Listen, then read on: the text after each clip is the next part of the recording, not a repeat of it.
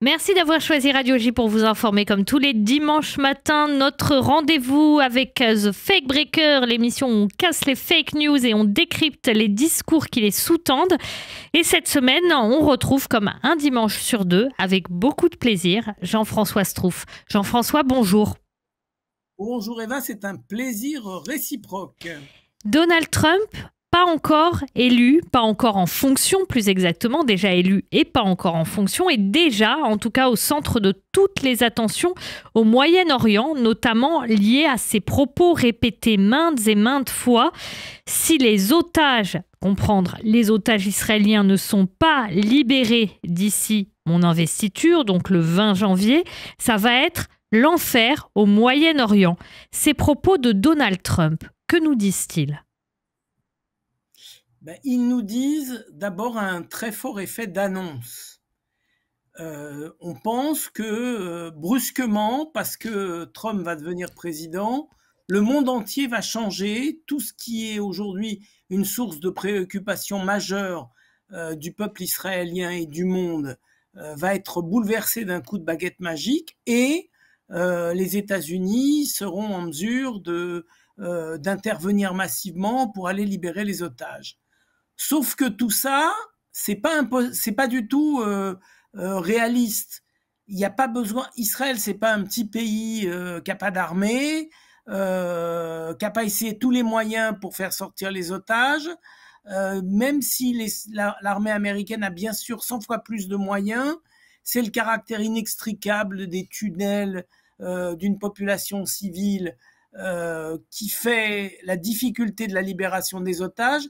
Pas un problème de volonté politique. Je m'émeus régulièrement avec les familles des otages, que des membres du gouvernement israélien actuel ont l'air de considérer que la libération des otages n'est pas la priorité absolue.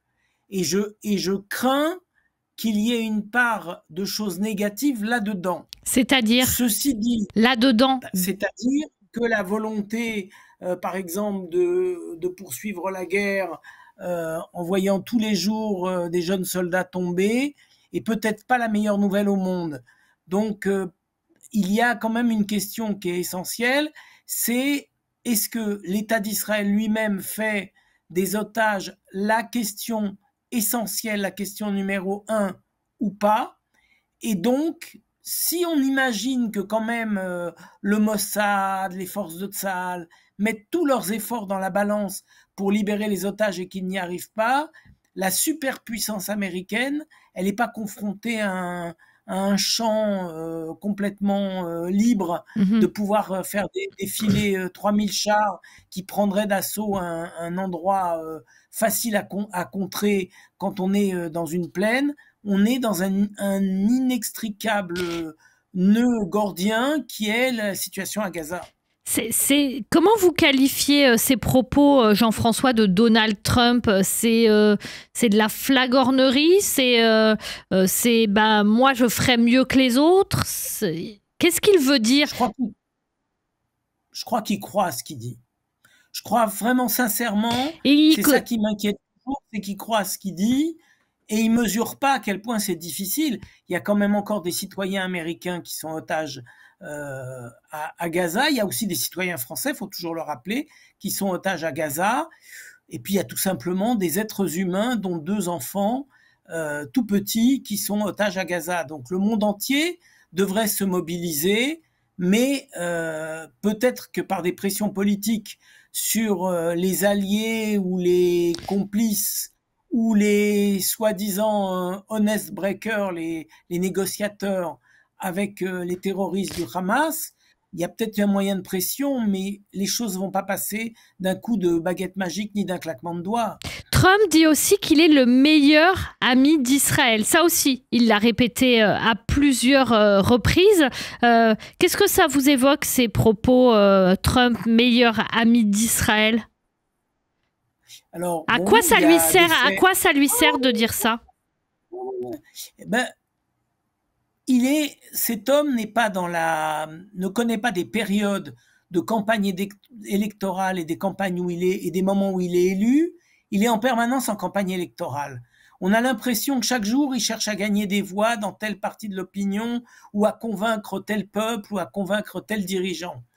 Mais il est peut-être certainement un des meilleurs amis d'Israël dans la mesure où il a fait des actes très très déterminants, tels que le transfert de l'ambassade des États-Unis à Jérusalem, la conclusion d'un accord avec un certain nombre de pays dans le cadre des accords d'Abraham et d'autres, puisque le Maroc, c'est pas tout à fait les accords d'Abraham. Il a des réussites réelles qu'on peut mettre à son crédit. Mais il y a aussi des déclarations à l'emporte-pièce. Il est tout le temps en train de souffler le chaud et le froid.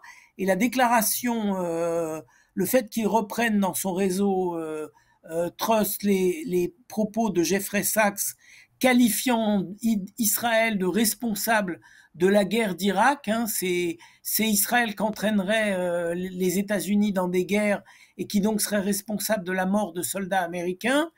On a connu ça au pire moment de la Seconde Guerre mondiale, où les Juifs étaient les fauteurs de guerre.